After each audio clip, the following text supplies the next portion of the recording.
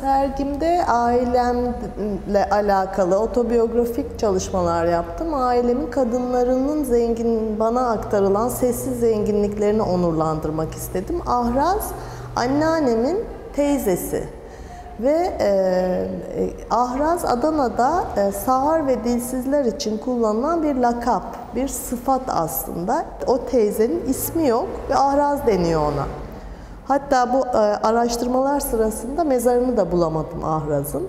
Dolayısıyla onun söylemek istediklerini söylediği ve artık kulaklarını açıp her şeyi duymak zamanı geldiğinin altını çizmek istedim. Ben heykeli hem form, hem format, hareket, performans, yani 3 boyutlu şeyler olarak araştırıyorum. Yani çok mekanizmaları var heykelin ve bunların hepsine dokunan işlerim oluyor. Hatta başkalarıyla birlikte yaptığım, ortaya birlikte çıkardığımız yapıtlar oluyor. Buradaki baharat çalışması örneğinde olduğu gibi. Mümkün olduğunca malzeme ve yöntemi çeşitli tutup o anlamda da derinlikler yaratmak istiyorum.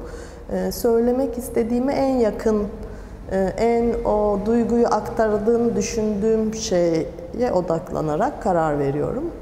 Sergi de bu şekilde doğdu. Her zaman kadını güçlendirme konusunu çok önemsiyorum.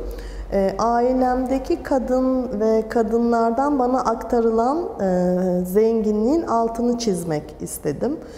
Özellikle aile yadigarları olan nakışlar, halı ve hikayeler üstünden bu coğrafyanın yerinden, kimliğinden edilmiş kadınlarının suskunluğunun dile gelmesini istedim.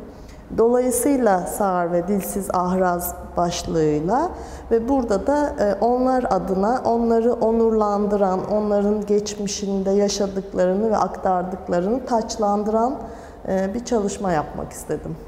Ahraz sergisi 30 Nisan'a kadar Kuad Galeri'de devam ediyor.